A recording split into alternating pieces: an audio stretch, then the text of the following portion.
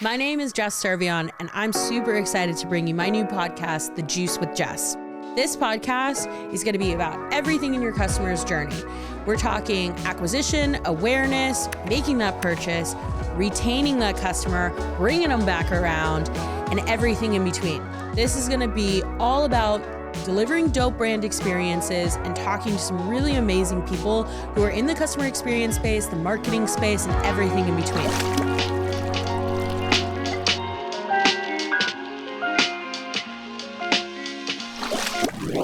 Welcome back to another episode of The Juice with me, Jess, your host.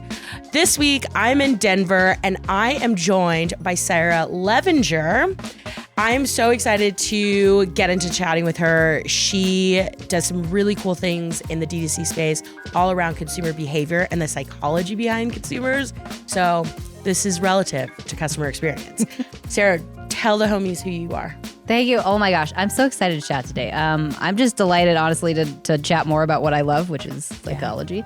But I'm really just a consultant. I work with a lot of D2C brands to understand consumers and kind of break down the emotions that humans feel, like any humans feel, when they go through the purchasing process. So that's my job. Dude, I'm a nerd. Same. A nerd about this. Like, it is so... Because I think, okay, so like when we think about customer experience, I'm going to like be on my soapbox for 1 second. I'm ready. Okay? When you think about customer experience, a lot of times, like, especially in D2C brands, you think of customer experience as like, oh, it's just support. It's just the people taking the tickets. So true. And I'm on a personal mission to change that. Right? Like, I want people to know that like customer experience isn't just about taking tickets. It's everything about everything about your customer's journy and the psychology about why your customer even buys. Yes, exactly. Right? 100%. So let's dive into it. Okay, I'm ready. Okay. Before we even like talk about like the jams, right? I want to know how you even got into this. Oh, that's a great question. On accident. Yeah. My entire life is an accident. I shouldn't say that. Serendipitous is probably a better word than accident. But I actually started in marketing when I was like 20, maybe even younger, 19. Because I had always been interested in graphic design and like just kind of the whole realm. And then I actually got an internship in my sophomore year of college because my professor had told me, if you want to do this, you could just go like start your own business. Yeah. And then just go do it. You don't have to have a college degree to be a marketer. And I was like, cool, I don't want to pay that kind of cash. Yeah. So I'm going to quit school. So I quit school. I got an internship that first summer that I was there. And the CMO at the time had told me, we're going to cut your position next year, but we still want to work with you because you're good at what you do. So why don't you just go create a business and then we'll just hire you back on as like a contractor. And I was 20. So I was like, I don't know how to do that. Yeah. So was LegalZoom around then? Yes, barely. Just barely. So I was lucky enough to have like some resources. Anyways, started a business. And then for the next 10 years straight, I basically just took on any project that came in the door. Anybody that said, do you do WordPress websites? Do you do Amazon FBA? Do you do Etsy shops? Like everything. And so these people would come in and ask me if I could do this. And I was like, yes, absolutely. I had no idea how to do them. Yeah. I had no skills. Figure it out, right? But I had to because I was like, now I'm getting paid for this. So I kind of have to figure this out. So the internet at the time was truncated, like bits of information. I needed like whole picture. I'm just the whole picture person. So I would go to the library, of all places, use my little library card and get these giant 1980s textbooks on like understanding consumer journeys and economics and finance. Yeah. And right next to that was a whole section on consumer psychology. Wow. So accident. Didn't mean to give myself college education, but I did. Yeah. Well, I think it's really interesting. I mean, like the same thing, right? Like I did go to school, but I was terrible at math. Same. Like, a lot of marketers are bad at math. So bad at math. That's a little shocking. So like y'all. Yep. I don't even know if I barely passed algebra and I'm pretty sure I like cheated on it. Oh, here's the question though. Do you like the data? Oh, I love the data. This is the strange part is math comes like very difficult for me. But data in particular and statistics is like one of the most interesting things ever. But I never even got that far. Oh, really? You know what I mean? Like, no, I'm serious. Like I had some serious issues with math. But okay. So I wanted to avoid math. And so like after like high school, I was like, I don't want to like go to the traditional route. So I went to art school. Oh, that's smart. So I went to art school. But okay, so this is my philosophy about art school, right? Like and like how people in art school end up in like business. Yeah. So as artists and as creative thinkers, right, and like marketers, all this stuff, it's like you think about a painting, right? And you think about the emotionality that you're trying to like give, like when somebody's viewing that painting. Yeah, exactly. Marketing is the same thing, right? Like how do I slang this like product? Yeah. I was in the business of selling chocolate. So how do I slang chocolate to people to want it, right? But like you have to understand the emotionality and like of why people want it, and like how do you speak to it? It's not just about, yes, it's about brand positioning and like all these other pieces of it, but it's also about the copy and how you make somebody feel. Yeah. You know? It's all about that feeling. And I feel like a lot of marketers kind of segued into business because they noticed that there was a giant lack of understanding about emotion. Yeah. Because business is very tactical, right? So very, very logical. Lots of like numerical based information goes through there. Yeah. And it's transactional. Yeah. So it's very difficult, I think, for anybody who's running a business to take, not that they don't understand it, but that they just don't have time to like break down emotion. Yeah. I think that's the other thing. Yeah. Like you don't have time to like break it down. Right. And that's, I mean, honestly, one of the things like on my side, like I also have an agency, right? And like we specialize in CX marketing, but also brand strategy and consumer insights. And the whole reason we have that piece of it is because everything that you do, you like want it to speak to the consumer, right? Yeah. And what I find with like a lot of like people who come to us who want help, right? We're usually like I don't want to say telling, but we like usually always sell an insights package with it too, because we like, once you peel back the onion, we're like, oh, your customer persona that you thought you knew, not quite accurate. and you're like, why am I not growing? There's a reason, right? Yeah. But I would actually love, like, what is your approach to that? Like we were talking off camera about like somebody completely different. We're not going to name names, but like about a conversation with a brand who they were kind of stunted in their growth. Like, what is your approach? And even like talking to people to be like, hey, like you need this. You need to understand that behavior. I get this question a lot actually on Twitter. This is like one of the biggest questions I get, which is how do I talk to my clients so that they understand they need this, that they need these insights, or that they should prioritize it more than they already are, or lack thereof. And my answer always is you can't make somebody believe something they don't already believe. Yeah. And that's the toughest part about marketing and business in general is you're working with people who have very, very staunch beliefs as to what works in business and what doesn't. I come in and usually, I hate this word, but disrupt things. Yeah, we're in a disruptive industry. I'm a just disruptive person because I challenge people on the fact that like, I don't know that direct response actually works anymore. I'm not entirely sure that it's going to be the way that we should move forward. I also don't think that it was really built to do what we think it was supposed to do. But because so many people believe it, we all just assume ADA is the model. Yeah. That's just what we do. And I'm like, I don't think that's how customers or humans buy things though. Yeah. So I come at it from a lens of we got to challenge some of these beliefs that we just accept as marketers because I don't think it's healthy or beneficial. Well, I think beneficial. Healthy, whatever. You know, I think you're right though. It's like it's not beneficial because I think we get so stuck in our ways of like, and think about it, like even our parents, like who would have been marketers, right? Very stuck in their careers of like one job. I'm only going to do this one job. I'm only going to do this one thing. But then like you evolve, like the consumer evolves. You have to. Yeah. Consumer evolves and marketers have to like evolve with them. Right. We can't possibly just stay doing the same thing that we were doing hundreds of years ago, which is tough because some of this stuff is still very valid. Like there's 1920 things that came out, Cialdini and all these other, giant marketers, specifically admin. Yeah. That's still very valid. But that doesn't mean that we should apply it the same way that we have been. Yeah. Majority of the people that I work, especially in marketing, all came from basically like drop shipping days. Oh, interesting. All of them, especially in D2C. Drop shipping still a thing? I think it still exists. Yeah. I don't work with a whole lot of people who do it anymore, mostly because they started brands. Yeah. They went and took their drop shipping business and then started a brand. Yeah. But in general, most of them came from long form sales page days. Right. They've been in the marketing business for so long now that now they're just kind of on that track of like, we just need to take whatever worked on the sales page and spit it into an ad. Yeah. And it'll work the same, which is not how that works. Yeah. No, I mean, totally. And I also think that consumer behavior is also changing from like e-commerce to retail. Heavily so. Yeah. Don't you think this? Like, yes. I was like, don't you think this? Agree with me. Here's an observation. How about that? I do agree with you. Yeah, like it's really interesting. And I think maybe because we all went through like the pandemic, we all had that moment, and like e-commerce had like this huge surge, did all the jams, right? But then I think now people like really want to be in person again. Yes. I have termed this now. I heard this phrase. I can't take credit for it, but I heard this phrase a while ago from somebody who said we're moving out of brand era and into participation era.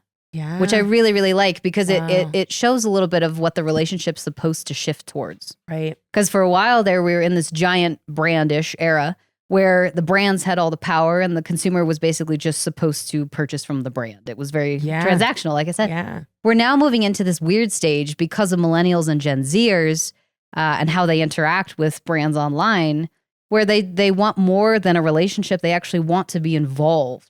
They want to be a piece of the actual brands that they partake in. Yes. Yeah. Yes. I mean, absolutely. Like, here's an example of that. Like at Feastables, and like I would always say this stuff too, right? Like the whole thing about Feastables and like the customer experience of it, and the reason I was like one of the beginning hires of that is because we valued brand experience and customer experience, right? Exactly. And like, so I built the support team, but I also built the community team and the digital experience. And so to break down that digital experience even further is I had to figure out a way for people to have a piece of Mr. Beast. Yes, without exactly. And maybe if you don't even purchase, but you're coming to the site for a digital experience and to like engage, right? Mm-hmm. And so like, granted, this is very like Gen Z, Gen Alpha, but I was very about chatbots because I had to give that audience a piece of that Mr. Beast pie. Yeah. And that if you think about it, like the psychology of that, of like what you even said in that comment, right, is like, even if you're a brand like Jolie Skin Co, for instance, right? Like, they do a really good job with like educating their customer. But like the reason there's such an emphasis in educating their customer about water and all these things is because you're essentially giving that customer a piece of the pie. Like, don't discount the fucking education. Yes, 100%. Is what I'm saying. This comes down to understanding the difference between a relationship and actual like participation. Right. Because every brand has talked for years about, we need to create a relationship with our customer. I haven't experienced a whole lot of people who know what that means. Right. It's just fun to say sometimes. I'd like brands to come at it from the standpoint of, we need to actually help our customers interact with us on a daily basis, which is participation. Yeah. And that's tough to create if you don't already have the skills to do it, but you can learn the skills. And that's what's going to set your brand apart, because some of these bigger brands like Liquid Death have figured out how to do that pretty easily. Right. Even within an ad standpoint, right? They use humor so incredibly well in their ads. But psychologically, and I talk about this a lot, but you have to know what you're selling, right? Because people will purchase something from you, but that may not be the same thing that you're actually selling. Right. So Liquid Death sells water in a can, which was a differentiator in the market. However, anybody could sell water in a can. Right. And in fact, Aquafina was for a long time. At any sporting event, had these cans of water that just literally looked like an Aquafina bottle. It was just a can. Yeah. Liquid Death came in and sold something to customers that was different than what they were purchasing. They started to sell rebellion. And they sold this idea of misfit, right? Like we're just misunderstood people in the market, and we're okay with that. So once they settled on this emotion of, we're now going to start selling rebellion, all of these millions of people now get to participate because they're buying rebellion in a can. And that's how you differentiate in a market psychologically, is understanding what you're actually selling. Right. Understanding what you're actually selling. And I mean, like, to even go further on that point, right? So my fiance, who's rebellious, alternative, right? He like only buys the Liquid Death cans. And I'm like, sir, we like under the sink have a filter. And he's like, no, I have to have these like tall boys in my refrigerator, because he is that consumer profile. Oh my God. And it becomes a part of his identity. Because when somebody comes up, when the bros come over and they see it in the fridge, that says something about the relationship that he has with them. Right. And the relationship he has with the brand, he has with himself. So all of this comes down to like core human needs and the identities that we build around product. But the brands are going to have to start learning how to participate, or at least provide participation to be able to survive. Yeah. What's your take on, Okay, so another buzzword that we always say is like not just relationship, but personalization. Yeah. What's your take on, from like our perspective of like that because I have a take on, but I want to know what your take is. Personalization is difficult to achieve and to do it well. Yeah. To do it at a mass scale, the only one that I can think of that's pretty like robust would be Coke's attempt at labeling all of their bottles with different names, right? So they did a pretty good job at choosing thousands of names, sticking them on all these labels and saying, share a Coke with Sarah, share a Coke with Jess, whatever it is, right? At a small scale, the only level of personalization I've ever seen is people will change the first name on an email. And that's as far as they go. Sometimes they on their websites, they'll have like, these are personalized products that we've picked for you based upon your shopping behavior. But it's really just AI. So personalization, I think we need to try harder. Because there's really interesting ways to make it personalized without having to just generate some sort of AI like, system for it. I think AI is like the option that you can utilize to understand like the behavioral analysis of it, right? Yeah. But I think you're right. It's not just like about like the name. Oh, you know what? One thing that I really like to do is I really like to go hard in the paint on my segments, right? Like I don't even give a shit if I have 40 people in a list versus 900 in a list, right? Yeah. But like deep segmentation. Deep, like, probably a little too much. Like I don't think like people probably are like, what is this? What is this? You're following me around. When somebody hires me to like do retention, they're like, ma'am, and I'm like, there's a science. Just don't worry about it. There's a system. But anyway, so like super deep segmentation about like the product that they've purchased, right? Yeah. And then going further into like the copy that like and the way you speak to them. So like one of the things that like I've done at like Feastables, in fact, is like obviously the consumer, like we can't market to children. Yeah. Okay. Exactly. And that is a brand that is a lot of children, right? Yep. But like what you can do in like that segmenting, like a brand like that is you can, the parent, the grandparent, the aunt, like segment to the buyers, and then the influencers will influence the buyers. Yeah, no, absolutely. And so, but like how I even got there, right, is like a post-purchase survey and like understanding like demographics. And then we also put on a survey on the back of the QR code to understand like who the purchasers were, like in retail, right? Interesting. And so then like any of those, and then we would like kind of adhere those like demographics to their profiles and then segment that way. I mean, it was like. Are you segmenting by age of the parent? Yeah. Like age. Okay. Like, that's how I would assume a parent, right? But then also would ask who you're buying for. Interesting. So once you segment by the age of the parent, are you also then changing your language use? Yes. I was going to ask you that mostly because every brand I know is like, we segment all the time, but the language is copy and paste. It's the same thing. Yes. You have to, right? If they are a millennial like parent, I need you to say stuff like a millennial. Yeah, a millennial would. Yeah. I mean. Interesting. Yeah. So I like you go really deep with it. And I think I've learned to speak Gen Z, and I'm a millennial. I'm an elder millennial, but like elder. Where's my cane? Anybody in those 80s babies. I mean, it's the Botox, okay? Like I'm gonna be real with you, okay? It's the Botox and some filler, There's right? No shame. No shame. Yeah.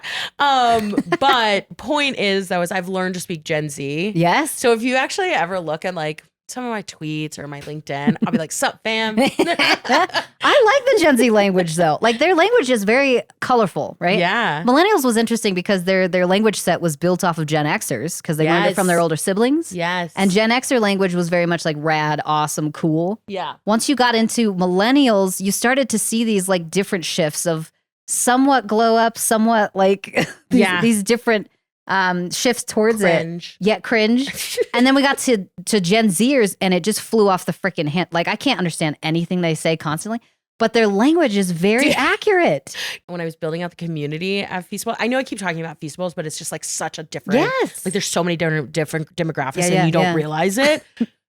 But when I was building out the community, our community manager, she said something at one point. She was like, NGL, and she kept saying it to me. And like when she would like describe something, and then I finally was like, what does that mean? What does NGL mean? And she's like, oh, sorry, not gonna lie. And I was like, how did I not know that? Ooh. Well, and there's other things you have to understand, like go off king, like there's specific phrases that the Gen Zers say. I know that some people really don't like the Gen Z language. but I love it because it has a very specific meaning to it. Yeah. That can only mean one thing. You can't say go off king in any context. Yeah. You can only say it in a specific way. So if you're going to segment your audiences by age, you might as well do the work. Yeah. And segment your language by the audience. Like, it has to happen. Absolutely. You can start. You could be like, sup fam. Yes. Right? Start small. It doesn't have to be the whole email. Yeah. Like just, Yeah. little pieces of it. So anyway, the point is though, deep segmentation, surveying to get to the deep segmentation, and then from there, building copy based off of those audiences. I think personalization comes off a lot better if it's not just changing a name. Yeah. If it feels like something that I like that would pertain to me, I'll read every single one. Yeah. Yeah. Yeah, absolutely. I want to talk to you more about like behavior and psychological insights. My favorite. Okay. What are the most powerful psychological triggers that brands can leverage to influence consumer behavior? That is a long-winded question. I have, what would you call this? Unpopular opinion is what they call it on Twitter. I love an unpopular opinion. I feel bad because I try not to be angsty about this, but I get angsty about it. The majority of the marketers that I know nowadays know only about 4 heuristics, right? So heuristics meaning mental shortcuts. Yeah. And the way the brain works, the brain is like this, basically a 3-pound organ, mostly made of fat. But it takes about 20% of the glucose that you take in every single day. So it's taking a huge chunk of sugar. And here you thought you were coming for consumer behavior. We're learning about the brain today. And the brain is fascinating because it will make associations to things that make no sense at all. Yeah. So you might see yellow rubber duck and think bathtub. Some people might see yellow rubber duck and think Red Bull. Yeah. It just depends on how strong your associations are and where you made them, right? So what kind of emotion you were experiencing in that situation and how intense that emotion was, those associations will get made. So, and I have a point to this, I promise. The brain in general, though, will make these associations basically to save energy because it has to consume so much. So what it's trying to do is cut down on decision-making time. It doesn't want to have to expend energy to make decisions. Otherwise, we would be paralyzed by breathing.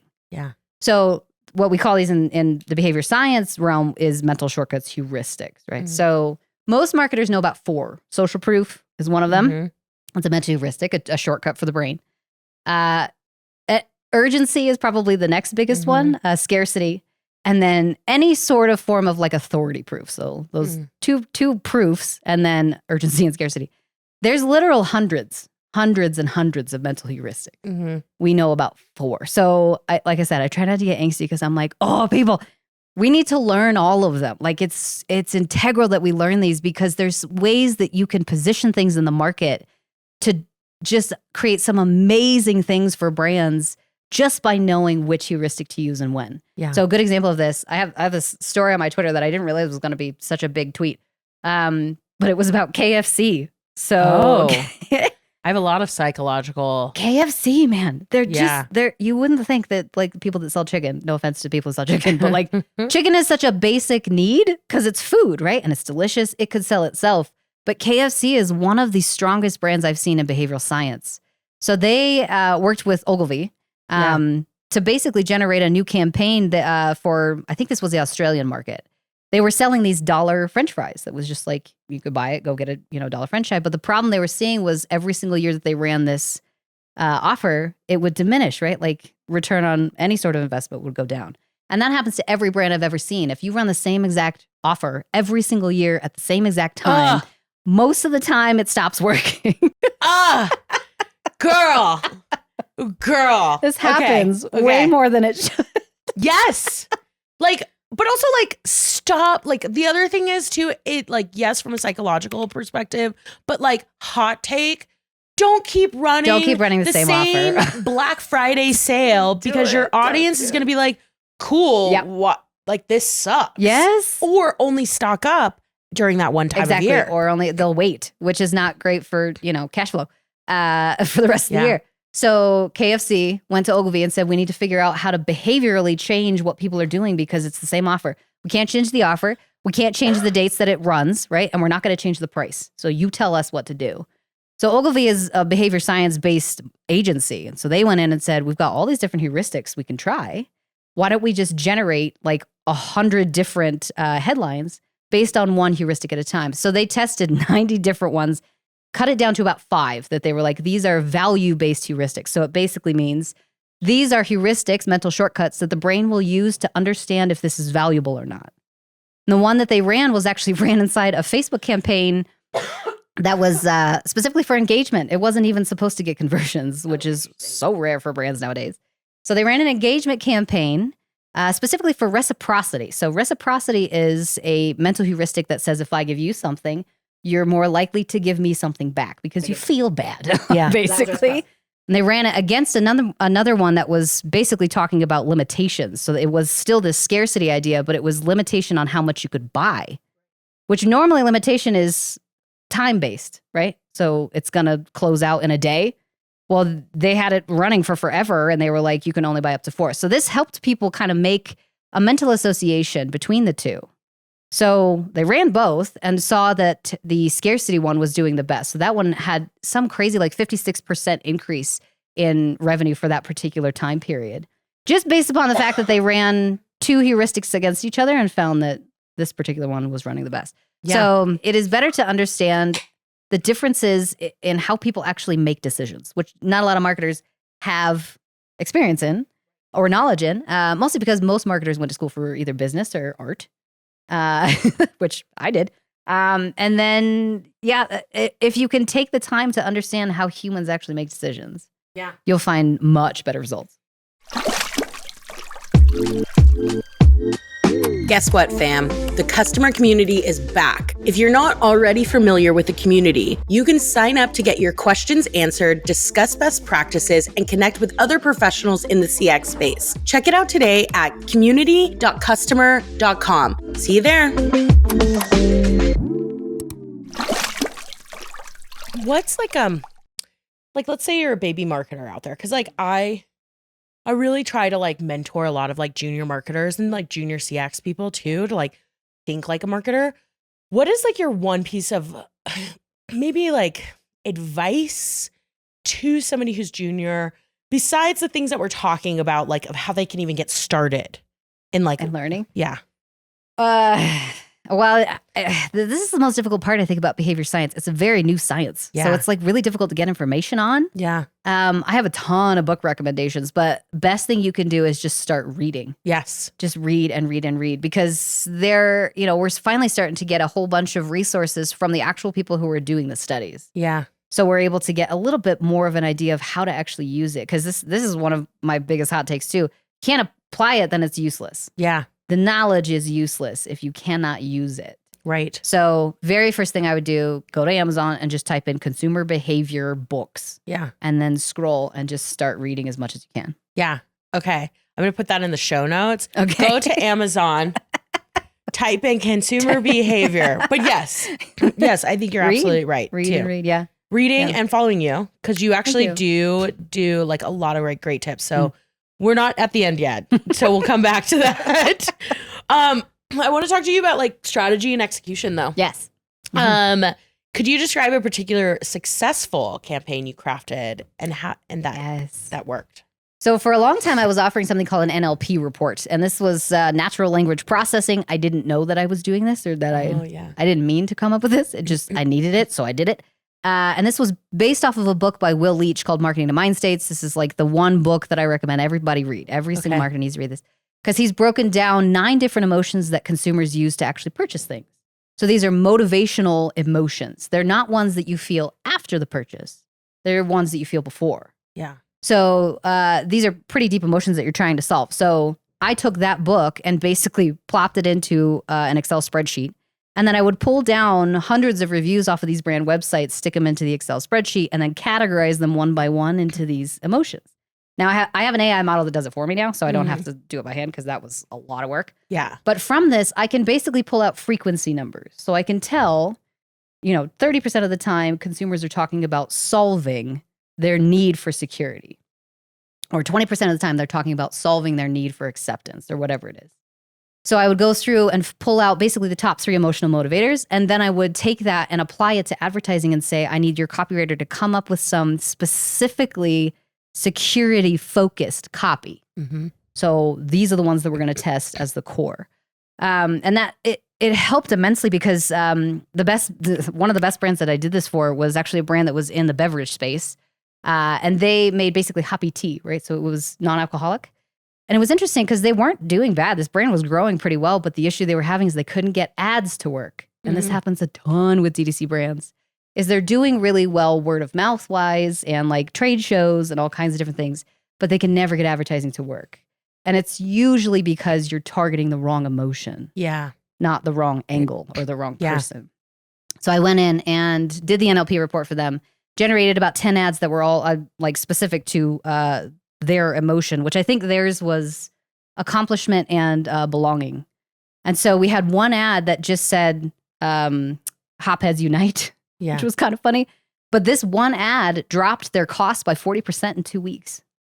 So they were spending, gosh, I'd have to look up the numbers on this, but they were spending a lot. It was like $80 to $100 per customer to get them in the door. Wow. Which was fine for them because on the front end, they could afford to spend more because as soon as people got hooked on it, then it was like cheap to get them. Yeah. To like the keep long them term, retained. the life cycle is exactly. Yeah. So it wasn't that big of a deal, but we dropped it from 80 all the way down to, about like $30 to $40 a wow. That's customer. Significant. So that I did that the first time and I was like, this is just a fluke. Like I didn't mean to do it. It was just this brand. But then I did it for another brand in the makeup space. And then I did another brand in the garden space and it just kept happening. Yeah. And I was like, maybe this isn't a fluke. Yeah. So that you was should fun. Trademark that. Yeah. I trademark feel bad. yourself. I just trademark Sarah Levinger, TM. Trademark it. It was really fun. And I do still provide NLP reports. Now, the toughest part is I don't provide ads with it anymore. Yeah. Because ad generation is tough work. It's just mentally taxing. Even 10 statics is just hard to create. Dude. And imposter syndrome always comes in as a creative. You're like, this is terrible. And you're like, and then somebody sees your work and they're like, I love this. And I'm like, okay. Thank you. Exactly. So nowadays I provide the NLP reports and that's just a part of like my, brand package that I do for consulting. But it really came down to identifying which of those emotions to use. Yeah. And then running ads that spoke to those emotions. Yeah. Okay. So we've painted you as the psychological behavioral analyst. I'm just going to throw a lot of words out there. But something we didn't mention is that you wrote The Best Brands Do This. Oh, gosh. I feel bad. I'm currently writing. Okay. Currently writing. Right? It was supposed to come out last year and I just haven't had time to finish it. I get it. Like writing is like terrible. But I want to talk a little bit about it. Yes. Like little hype queen moment, Thank you know? Oh my gosh, you're so kind. I mean, obviously, I think we know what might have inspired you, but I'd love to hear what has inspired you to start it. This is interesting because, like I said, it was probably about a year ago that I said, I'm going to write this book. And like I said, it's written. Book writing is hard. Yeah. That's probably way harder than anything I've ever had to do for strategy-wise for brands or ads. Book writing is tough work. So kudos to anybody who tries it. But this book in particular was based off of my experience with some of the bigger brands. Yeah. So I'm talking like Hexclad, Fabletics, Ogilvy, like the ones that are to the point now where they can afford to be more nuanced in their behavioral testing. Younger brands, the ones that are, anywhere between that like 10 million and 25 million a year mark, those are usually the ones that I suggest don't try and test a ton of behavioral stuff first. Yeah. You got to core on your emotion. Again, back to liquid death. Like you need to know what you're selling. Yeah. Because you're not selling XYZ. Back to liquid death. Helped me not choke. And that's position work. So the younger the brand, the more you need to do position. Yeah. The older the brand, the more you really should be starting to test behavior. So when I started writing it, it was more to show the younger brands, this is where you're going to get to eventually. And here's everything that these 9-figure brands have done to generate creative strategies that are actually going to stick and not have to switch them every single month. Yeah. So. And what's your hope for this project? I really hope that more marketers become psychology-based marketers. Ugh. Amen, sister. Yes. I'm really hoping that we can get to the point where we don't call ourselves marketers, general. Yeah. I'm a behavior-based marketer. I'm a psychology-based marketer. I'm conversion, rate optimization marketer. Like I'm a CRO marketer, whatever it is. I think we need to specialize more. Yeah. I agree with you. I think we need to specialize more. I mean, like going back to like what we were talking about in the beginning, like it's great. Like you be slanging that life cycle, Yep. like your flows, like they're all going, your win back campaigns, they're all doing it, right? But then like, and we always say this, like, okay, go back in the analytics and like see what's working, what's don't, iterate and do all these things. But also I think it's like one step further. It's not just the analytics of like what isn't working and is working. And it's not just creative and content. It's also like, how are we actually answering an emotion of that customer to get them across the line? Yep. Yeah, exactly. And that's coming from somebody who's like a content marketing, like, no, I wouldn't say expert. There was words I was going to say. Master. I wouldn't say master. I would say obsessive individual. Okay. Enthusiast. Right. But like, I love content. I love content. But here's the thing. So even like forget even words and email and SMS, right? Even when you look at content, like content that you're creating and like, you're going to go out and you're going to do this like dope piece, right? Like it's going to be like, oh man, this is like there's actually an ad that I saw. It was, God, I can't think of the brand. I can't think of the brand right now, but it was an ad that I saw and it was an indigenous woman dancing, right? Because the brand is from like Latino culture, like very like, but inspired from like, previous generations, right? And so the ad that I saw on my Instagram was a video of an indigenous woman like dancing in like, traditional dress and everything, right? And then, but it was like on the streets of LA. Oh, fascinating. Yeah. Oh, I like that juxtaposition. And that's something I wish more brands would do too. Yeah. And this comes back to like what you believe as a marketer. If you only believe you can only do it a certain way for it to work, then you'll never try stuff. Yeah. Like having someone dance in traditional dress on like an urban area. Like that's not something that would be normal to see. Right. And they've done a lot of studies on the brain about this, that the brain craves novelty, but I think people think novelty is sensationalism. Right. No, they're not the same. Yeah. Don't go sensational because it's difficult to backpedal from that. Yeah. And it's like, that's what Pepsi did when they tried to do this. I think this was in 2017. They tried to do this ad with Kendall Jenner where she was putting the flower or giving him a Coke, right? And like there was a police line and there was protesters and she gave them the Pepsi and he drank it. And then all of a sudden all the cops were like, fine, we'll just stand down. And it got so much backlash because of the political movement that they were trying to attach themselves to, which people were like, you are a soda brand? Yeah. You don't need to attach. Yeah. Just stick to your Britney Spears era. Yes, just stick to your Britney Spears era. And this is, there's a fine line, right? So novelty is fine. Sensationalism is not. You got to be very careful with how far you go. Right. But in that particular instance, it was eye-catching, right? Because it's just different enough. Right. Yeah. And I can't think of the brand name, right? But like the reason I like that one sticks out so much to me because one, like it speaks to my heritage, right? But two, the brand is also, it's a streetwear brand. It's like, it's honestly for the Latinx market, right? But like it spoke to like its roots. Yes. Yes. And so like we're breaking this down, right? And like we're talking about this content, like it's something that I saw in an ad that like spoke to its roots and like, but that's exactly the point. Like don't go and just like make content of like some sexy woman drinking a Pepsi at like a protest line. You know what I mean? Like that doesn't make sense. You have to understand what you stand for as a brand. Pepsi never put their foot down and say, we stand for this. They just tried to inject themselves into a conversation. Nobody likes being at a cocktail party where someone just comes up and goes, hey guys, I like potatoes. That doesn't make any sense in the context of what we're talking about, and it's rude. Brands do this a lot where we try to just stick ourselves into things. The best way to start, if you really want to produce organic content, organic or ads, would be to start by understanding what's already there. You have to understand the conversation first before you can speak. Yeah. Yeah, totally. Well, okay, so we're on this subject, right, of like creating content and like, and, just speaking to your customer, right? I actually just posted about this on LinkedIn today.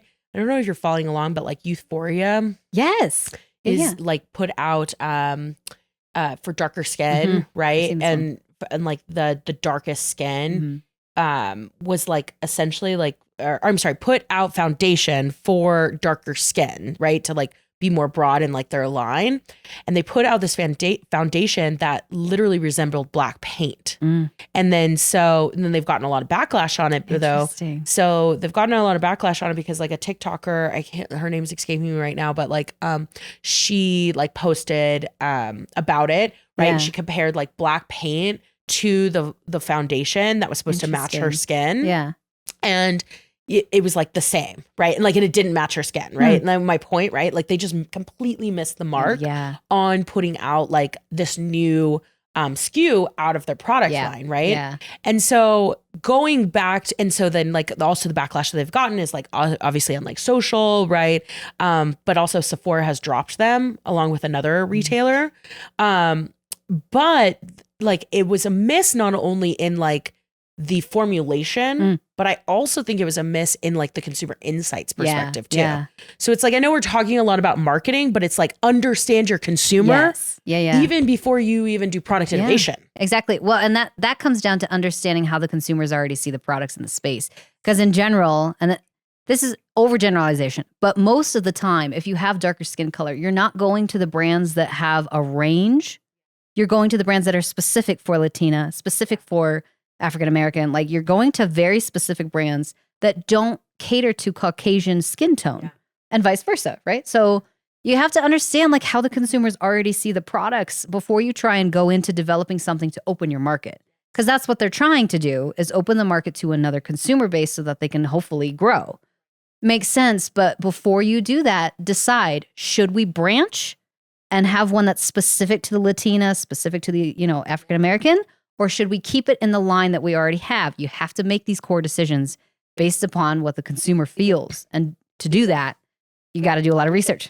You have to research. You have to do the research, and your research should like consist of like surveying and trying. Yes. Yeah. Too. And I would say consuming. You got to go on TikTok and just consume as much content on creators who are already in that realm as possible. Yeah. I don't think enough marketers consume enough. No, we create a lot. I don't even. But we don't consume enough. But I think it comes down to time. I know. It's hard. Like, I'm going to be real with you. I think it comes down to time. Because it's like, I'll go on my Instagram and I'll be like looking at all the stuff, right? Yep. But the stuff that I'm looking at right now that's in my algo is like literally wedding stuff. Do you use the new search that TikTok has? I barely am on TikTok. Really? Yeah. Personally, I'm barely on TikTok. I'm on TikTok literally all day long. I know, but like that's why I'm not on TikTok. And I know, but exactly my point, right? Like I am not on TikTok because I have TikTok. Don't get me wrong, I have TikTok. I'll look at TikTok, I can just see the things, but I try not to be on it because I know that I'll get lost in it. I'll just get lost in the sauce. Well, yeah, I would agree with that. Be careful for your own self. Like you're still a human. So be careful if you can't find yourself getting off of it easily, don't get onto it. Yeah. But there's a new thing. What is it called? Creator Search Insights is what it's called. Where you can go on there and it's basically a giant like roll of everything that gets searched for a lot, but doesn't have a lot of content attached to it. Yeah. So, and they have it by category. So you can go in with fashion and see all of these different keywords. That's like, we have a ton of people searching for this. Nobody's creating content around it. Yeah. I'm like, nobody's talking about that. Yeah. Like, this is a free search tool. So TikTok in particular, I love. I tend to scroll my own like algorithm just because it's fun. And then I'll go in on the search and just see what are people creating. Yeah. But like, what's your stance on the TikTok ban? This one's tough for me because it's very political and I don't know enough about politics to like outside of the politics though, like from like the effects on just our market. I don't think it will do much. Yeah. The brands will move. Yeah. As we always did. We all moved over to TikTok when it came over. And now if TikTok's no longer here, we'll move somewhere else. Or, what I hear is going to happen is Elon's apparently going to pull back Vine and we're all going to jump over to Vine. Okay, I like miss Vine. like let's be real. Same. Okay, like as an older millennial, I kind of miss Vine. I miss the Vine. I remember going out and making Vines. So yeah, like let's bring it back. Let's bring it back. But I mean, you're right. But like, I also think as like marketers and like brands, like that's why it's like very important that you're like making, you make content for specific channels, right? Yeah. But you're also cross-pollinating. Yes. Cross-pollinate everywhere because the consumer journey is not linear and never has been and never will be. Yeah. People jump, they bounce in, they bounce out, right? Yeah. Like constantly. And I was talking to somebody on Twitter, got into a giant argument the other day about the fact that there is no such thing as impulse purchases. And the funnel never really existed. It was basically just created off of a particular person who was in advertising who needed a way to teach his apprentices how the customer journey works. Yeah. So, and again, it's not bad. It's helpful, especially if you're just starting out and you need to figure out the attention, awareness, desire. Like if you need to figure that out for your brand, use it. But understand that consumers, especially young consumers, are not following a linear path to purchase. Yeah. They're bouncing. Yeah. It's just a bowl of spaghetti. I mean, they're constantly bouncing. Like, exactly. You have to cross-pollinate.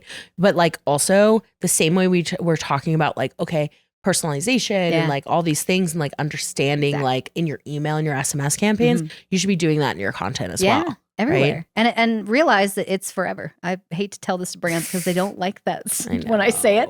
You're going to have to produce content forever. I know. If you want to stay in business forever. I know. I actually want to break before I move on to my next subject, like, because we're talking about like content, right? Like, I also think there's a psychology behind like your Instagram grid. Yes. Right. Oh, yeah. And I think people need to understand that more. I was actually like talking to another marketer who's like, she's like more of a creative, but like, she's like getting into the space, right? In like e-com space. And she was like, oh, I want to do this and this and this and this on the Instagram. And I was like, and I was trying to like explain, I was like, that's really cute. But like this, and this was like literally all product shots. And not a lot of reels, right? Yeah. And not a lot of reels, but then like the brand is more brick and mortar than it is e-com. Interesting. Right? Yeah, I've had a few of those. So like, which is fine. But like, so again, like, let's just break this down, right? So like, as we talk about content, like even the content that you're producing in your grid out there should, like, if I'm a consumer and I'm coming to your Instagram page, right? And like, I know that you're a brick and mortar over e-com. I want to see more of what's happening in store than I want to see what's happening in the products. Because like you're saying, like if you're trying to push more traffic to the store, you should be like that, and like vice versa, right? If I want to spread more traffic to my e-com over like my brick and mortar, right? You better be putting out like more product stuff. But if this brand in particular is more brick and mortar heavy, they need to be putting out like UGC. And like the social proof of people like going to the store. I had a brand that was just like this, and they're fantastic. I love the owners. They're such lovely people. And it was husband and wife owner, and they had such a great dichotomy relationship between the two of them. Anytime that like I saw content with the two of them, I'm like, you guys need to produce the next HGTV, like Chip and Joanna Gaines is what you need to be producing, because your relationship is why people come to the store. They see you there all the time. And they know that you and your husband are a part of the business. And you're brick and mortar. So it's going to be very difficult for you to push product on any sort of website because people like it's just not the same as e-commerce. So my suggestion to them, don't try really hard not to be polished. You don't need it to be like super aesthetic. But what I need, it has to have a vibe, and the vibe is you. The vibe is always going to be you, especially online nowadays. 100%. I agree. I know. I think there's just psychology and like behavior in everything that we do. Every single thing that we're doing.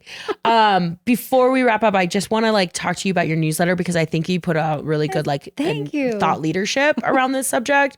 So I want to like, we want to talk about it. But how do you decide on the content for your newsletter? This is going to sound terrible. I let my husband choose. My husband is the most consumer-y consumer I think I've ever met. And I say this all the time. I'm like, you poor consumer. But he's fantastic because he lives with a marketer. So I constantly bring stuff to him and I'm like, what do you think about this as a consumer? And he's either like, that's dumb. Or he's like, this is the most amazing thing I've ever seen in my life. So I started this newsletter and I tested, as you should. If you're just starting out any sort of entity, any content anywhere, if you've never been on TikTok or Instagram or Facebook, you got to test content for at least 6 weeks before you understand what people like. You have to put out a lot. So I had that newsletter for probably about a year.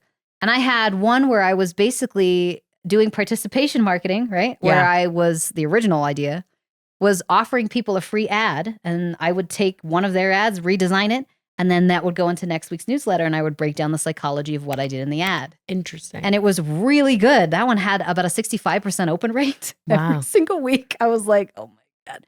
Second part was, it took me 4 hours to produce that one newsletter, because I had to design, I had to get in contact with the brand, I had to have them run the ad, and then I had to come back 2 weeks later and see what the stats were every single week. Oh, So somebody take this idea and go do it for your agency or Scale whatever it. it is and Yeah. scale it, because people loved it.